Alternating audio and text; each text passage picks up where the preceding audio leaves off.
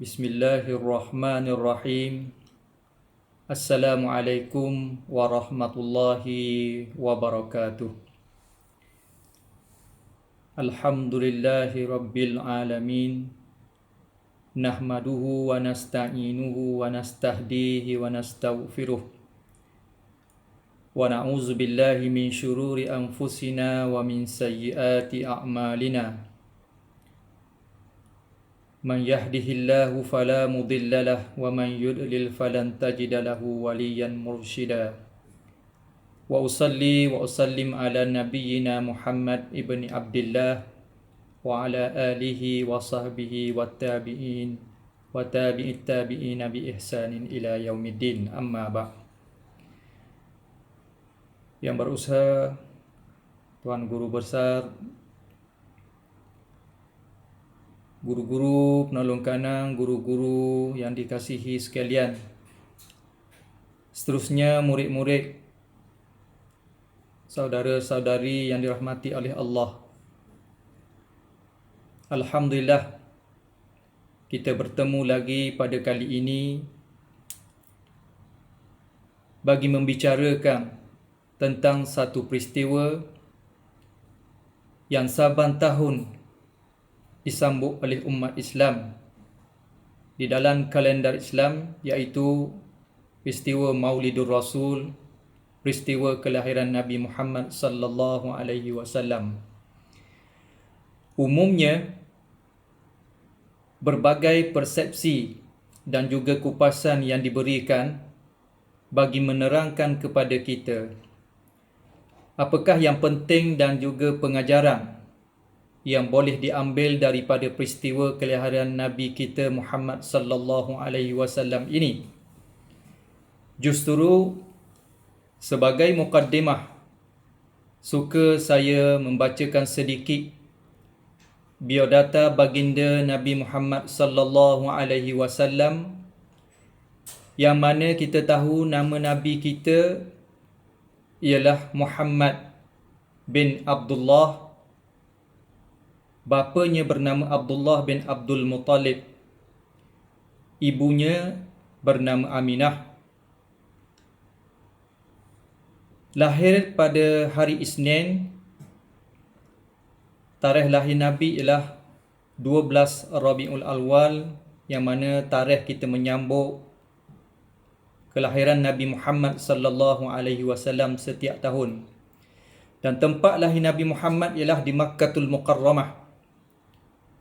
Dan di tahun itu juga, tahun kelahirannya, berlaku satu peristiwa besar di mana penguasa Yaman yang bernama Abrahah al-Ashram al-Abshi, yang mana datang menyerang Mekah dengan tentera bergajah kerana matlamatnya ingin menandingi Kaabah, iaitu Kaabah yang berada di Hijaz di Mekah.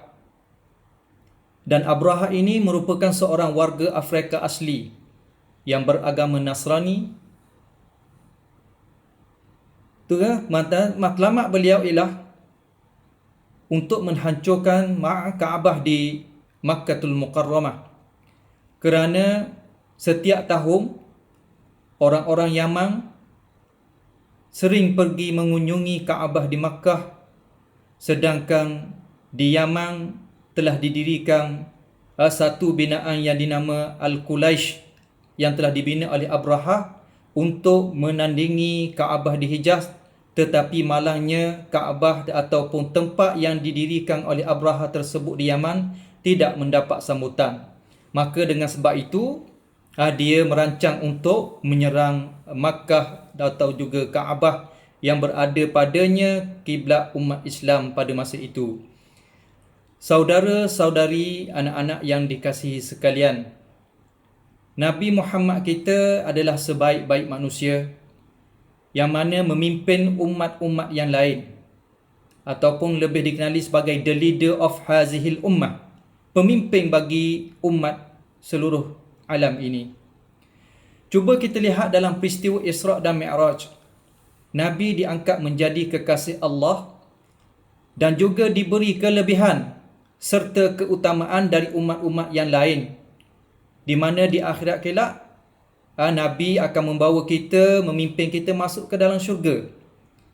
Dan para Nabi yang lain, selain daripada Nabi Muhammad, memohon agar menjadi umat Nabi Muhammad tetapi tidak dapat. Itu istimewanya umat Nabi Muhammad. Dan kenapa kita perlu ingat selalu pada Nabi setiap kali berlakunya ataupun lalunya 12 Rabiul Awal setiap tahun dalam kalender Islam. Dan juga kita mesti sambung. Baik, malaikat pernah bertanya, siapakah orang yang paling kau rindu wahai Muhammad? Lalu Nabi Muhammad sallallahu alaihi wasallam menjawab, umatku yang paling aku rindu. Bagaimana aku tak rindu sedangkan mereka beriman kepada Allah tetapi tidak pun sempat dan mampu melihat serta berjumpa denganku. Maka itulah sebabnya kita mesti sayang dan juga rindu pada Nabi Muhammad walaupun kita tak pernah berjumpa dengannya. Dan ketika Nabi pergi ke Taif, Nabi ketuk satu pintu ke satu pintu rumah untuk sebar dakwah Islam ni. Kerana Nabi dah tengok dalam syurga dan neraka, bagaimana dengan Islam sahajalah manusia akan selamat di dunia dan juga di akhirat. Maka dengan sebab itu, dalam banyak-banyak Nabi yang Allah utuh, Nabi kita sahaja yang boleh tolong umatnya di akhirat kelak. Nabi lain ramai, tapi Nabi Muhammad saja yang boleh memberi syafaat kepada umat, khususnya umat Nabi Muhammad sallallahu alaihi wasallam. Dan masa dia pergi ke Taif tu, orang Taif ni perangai dia kasar. Dia balas macam mana? Dia lempar batu, lempar kayu, lempar tahi. Dan sehinggakan malaikat berjumpa Nabi, malaikat kata, wahai Muhammad, izinkan aku untuk angkat gunung ganang, bukit batu bukau ni untuk musnahkan kaum Taif ni. Lalu Nabi menjawab, jangan. Kerana mungkin ayah mereka ataupun kaum yang ada sekarang ni tidak beriman, tetapi nescaya cucu cicitnya nanti yang akan datang akan beriman denganku. Begitulah sifat Nabi, bagaimana ketika mana saat nak dihempahkan kepalanya dengan gunung ganang oleh malaikat, tapi Nabi minta jangan. Sayangnya kepada waris generasi yang beriman kepada beliau. Baik, ketika saat Nabi nak wafat, ketika sama Nabi nak mati ni, Allah memerintahkan malaikat maut berupa manusia yang cantik dan lawa untuk berjumpa dengan kekasihnya. Allah pesan bila musafir, bagi salam dulu ke Nabi. Kalau Nabi bagi masuk, baru mu masuk. Lalu apabila malaikat maut masuk, Nabi tanya, mana Jibril? Jibril tak nak tengok aku ke? Ataupun Jibril tak sanggup nak tengok? Lalu Jibril mendengar. Lalu Jibril pun datang. Dan Nabi bertanya kepada Jibril, ada apa-apa berita gembira untukku yang ingin mu sampaikan sebelum aku ni diambil nyawaku? Lalu Jibril kata, wahai Nabi Muhammad sallallahu alaihi wasallam, kekasih Allah yang disayangi, mana mungkin tidak ada berita yang baik untukmu. Allah telah menantimu di syurga. Disediakan bidadari-bidadari untukmu. Lalu Nabi pun masih lagi menggilingkan kepalanya. Adakah berita gembira yang lain selain daripada itu? Lalu malaikat jawab lagi, semua malaikat bidadari telah menunggumu berbaris beratur untuk menyambutmu di dalam syurga. Dan Allah telah janjikan bahawa mu ni akan masuk dalam syurga. Dah jamin dah. Tetapi Nabi Muhammad masih lagi menggelengkan kepala mencari jawapan. Sebenarnya jawapan bukan jawapan itu yang dikehendaki oleh Nabi Muhammad sallallahu alaihi wasallam. Lalu jawab Jibril, ketika mana Nabi tanya, aku nak jawapan yang boleh melegakan hatiku. Lalu Jibril menjawab, diharamkan syurga itu untuk orang lain selain daripada umatmu. Selain daripada umatmu, dia akan dimasukkan ke dalam syurga Allah. Maksudnya kaum Nabi Muhammad ni, Allah akan bagi keutamaan untuk masuk syurga dulu berbanding kaum-kaum yang lain. Lalu lepas tu barulah Nabi tersenyum ketika mana Jibril menjawab dengan jawapan tersebut. Begitulah bagaimana Nabi nak mati pun sayang, ingat lagi ke umat dia. Bagaimana dia nak mati, dia nak tinggal walaupun dah dapat syurga, tapi dia masih lagi memikirkan umat dia. Dia tak tinggal umat dia. Dan ketika mana Jibril datang dalam keadaan merah mukanya seperti ketakutan, menceritakan pintu neraka yang ketujuh disediakan untuk umat Nabi Muhammad. Yang mana pintu neraka ni ada 7. Pintu yang ketujuh tu, ada pintu ni banyak. Pintu pertama untuk orang kafir, kaum musyrikin, orang munafik dan sebagainya.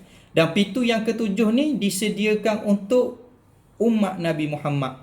Lalu menangislah Nabi Muhammad sallallahu alaihi wasallam sehingga pesang. Sayangnya dia kepada umat Muhammad sallallahu alaihi wasallam, umat dia.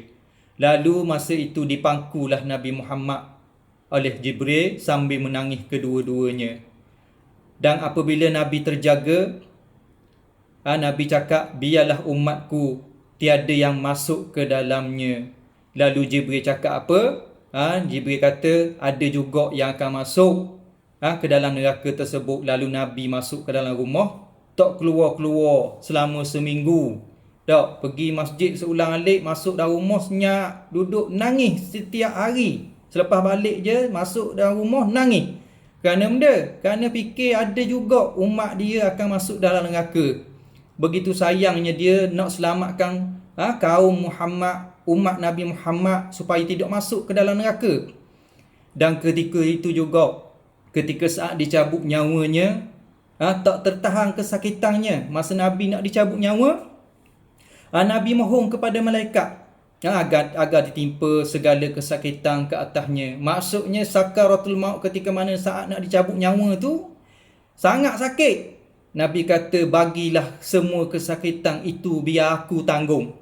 Dan diceritakan oleh ulama, 2/3 kesakitan telah Nabi tanggung ketika mana sakaratul maut. Dan saat orang beriman nak mati ni, hanya tinggal 1/3 lagi sakitnya. Dan itu pun sangat-sangat sakit dah. Bila orang Islam ni mati, sakit lah. Dikatakan seperti mencabut duri daripada lehernya. Begitulah sakitnya sakaratul maut. Tapi Nabi telah ambil 2/3 kesakitan ditanggung kerana sayang kepada umatnya. Jadi kita tanya balik, sejauh mana diri kita ni sayang kepada Rasulullah sallallahu alaihi wasallam. Dan tidak lain, kita ni kena buatlah apa yang Nabi suruh dan kita tinggallah apa yang Nabi larang. Dan diceritakan seorang lelaki telah melihat satu makhluk yang jijik dan buruk rupanya. Dan ditanya, siapakah itu? Lalu dijawab, itulah amal buruk. Bagaimana nak menghilangkan dan menghapuskannya? Lalu dijawab, perbanyakkanlah selawat kepada Nabi Muhammad sallallahu alaihi wasallam. Kerana Nabi menyebut dalam sebuah hadis, inna awlan nasi biyaumil qiyamati aksaruhum alayya salatan. Nabi menyebut orang yang mana diutamakan pada hari kiamat itu untuk bertemuku ialah orang yang mana banyak menyebut kepadaku selawat dan salam. Jadi cerita ni nak bagi tahunya bahawa amal buruk ini ia terbentuk seperti satu makhluk. Dia jadi macam orang dah, bentuk dia buruk. Lalu pemuda itu menjawab, bagaimana nak hilangkan makhluk yang buruk ini? Maka dijawab, caranya ialah dengan memperbanyakkan selawat ke atas Nabi. Jadi sebab itulah kita kena banyak menyebut selawat ke atas Nabi untuk menjamin kita menjadi manusia yang diutamakan mendapat syafaat di akhirat kelak. Maka timbul pertanyaan, mengapa mesti ada sambutan hari lahir Nabi ni? Sedangkan Nabi telah wafat 1400 tahun lebih dah. Apa ada semua sambutan dia ni? Jadi kalau begitu, kenapa kita puasa 10 Muharram? Kita buat pertanyaan balik. Jadi kenapa kita puasa 10 Muharram tu kita puasa kan? Kerana Allah menenggelamkan Fir'aun dan juga menyelamatkan Nabi Musa. Yang kita puasa Ashura tu. Baik. Maka pertanyaan yang sama juga, kenapa puasa sedangkan peristiwa tu telah berlaku 3,000 tahun dulu peristiwa tu? Tapi tiap-tiap tahun kita berpuasa. Maka itulah jawapan daripada Imam Al-Hafiz Ibn Hajar Al-Asqalani, bahawa dia menyebut kita boleh mengulang banyak kali bagi peristiwa yang hanya berlaku sekali di dalam sejarah. Lalu dicari tarikhnya, diulang terus menerus. Kerana apa? Kerana nak mensyukuri nikmat Allah sebagai tanda kita mengingati peristiwa yang telah terjadi. Baik, sebab itu kalau kita tengok dalam sembahyang kita sebut hari-hari dalam bacaan solat kita. Ingat boleh, adik-adik semua tahu bila kita baca at-tahiyat, sapalah dekat asyhadu anna Muhammadar Rasulullah, Allahumma salli ala sayyidina Muhammad. Kita berselawat ke atas Nabi. Kenapa kita selawat tiap-tiap kali sembahyang? 5 kali sehari kita sembahyang. Dalam tiap-tiap kali sembahyang kita menyebut selawat kepada Nabi. Buat apa kita sebut? Sebut kerana Allah memerintahkan agar kita hanya kerana mengingati jasa Nabi Muhammad sallallahu alaihi wasallam yang besar ini kepada umat ini yang tidak dapat dibalas. Nabi berkorban untuk sapa Islam ke negara kita. Nabi berperang. Kita hari ni terima Islam, lahir-lahir celak mata Islam tu pun bila datangnya penyakit COVID ini, baru saja diuji penyakit COVID, dah boleh sembahyang Jumaat, kemudian dibenarkan balik untuk sembahyang Jumaat, ramai dah pergi sembahyang dah. Bagaimana kalau Nabi tengok umat dia sekarang ni? Malu dah. Kita nak dapat syafaat dia tetapi kita mengabaikan perintahnya. Jadi wal-iyazubillah, kita minta jauh daripada Nabi membenci kita di akhirat kelak kerana kita gagal untuk melaksanakan perintahnya. Baik, seterusnya, bahawa Allah ketika mana bercerita tentang doa penyesalan Nabi Adam, dan hadis menceritakan bahawa ada tambahan dalam doa Nabi. Nabi Adam ketika mana dia nyesal tu masa makan buah dalam syurga tu, Nabi Adam kan bertaubat. Lalu Nabi Adam sebut benda, Allahumma inni as'aluka bihaqqi Muhammad sallallahu alaihi wasallam an taghfir lana zunubana. Nabi Adam ni ketika mana dia makan buah yang dilarang di dalam syurga tu, lalu dia bertaubat, dia menyebut ada nama Muhammad dalam doa dia. Dia kata, aku mohon dengan keagungan Nabi Muhammad itu bahawa engkau mengampunkan dosaku ya Allah. Lalu Allah tanya, hey Adam, macam mana mu boleh sebut nama Nabi Muhammad sedangkan dia Nabi yang terakhir? Masa tu kan Nabi Adam lahir, duduk dalam syurga, Nabi Muhammad tak lahir lagi sebab dia manusia pertama. Macam mana Allah tanya mu tahu nama Nabi Muhammad? Lalu Adam menjawab, lamma khalaqtani wa nafakhta fihi ruhi wa rafa'tu ra'si. Ketika mana mu ciptakan aku dan mu tiupkan roh di dalam jasadku ini, lalu aku mengangkat kepalaku, ku pandang ke atas tiang arash, aku lihat nama Muhammad ada di sebelah namamu. Aku tidak tahu dia siapa, tapi tidak mungkin dia manusia biasa. Lalu aku bertawassul dengannya kepadamu, mudah-mudahan diampunkan dosa-dosaku. Jadi Nabi Adam bagi tahu kepada Allah, aku bila mu ciptakan aku minta doa denganmu dan aku melihat dengan kepalaku di atas arasmu ada satu nama, iaitu nama Muhammad tertulis duduk tepi namamu. Aku tak tahu saya siapa, aku tak tahu siapa dia, Nabi ke siapa, tapi aku yakin bahawa kalau ada nama di sebelahmu tu, dia bukan orang biasa-biasa. Dengan sebab tu aku minta doa denganmu, bertawassul dengan keagungan nama Nabi Muhammad itu untuk engkau mengampunkan dosaku. Jadi dengan sebab disebut nama Nabi Muhammad itu, Allah ampunkan dosa Nabi Adam semenjak daripada dia makan buah yang dilarang di dalam syurga itu. Itu hebatnya keagungan Nabi Muhammad kita sallallahu alaihi wasallam. Dan kalau kita nak tahu, di Palembang, di Sumatera, di Selatan, di Indonesia adanya Maulid Arba'in. Disambut sambutan kelahiran Nabi ni selama 40 hari. Apa sampai 40 hari, kita sehari pun tak buat dah. Kadang-kadang kita buat. Di Malaysia ni alhamdulillah dah buat, tapi di Sumatera, di Palembang tu buat sampai 40 hari. Kerana apa? Bersempena Nabi dilantik menjadi rasul ketika umur 40 tahun dah. Kita tahu belaka. Dan Nabi Musa ni berjumpa Tuhan, bermunajat. Kita baca dalam surah Al-Baqarah dah. Dia jumpa Tuhan cukup dengan 40 hari dia pergi jumpa Tuhan. Yang mana kita tahu cerita Musa Samiri tu, yang dia tinggal menyesatkan kaum-kaum Yahudi ketika mana dia meninggalkan untuk bermunajat kepada Allah SWT. Masa tu cerita dia panjang lah.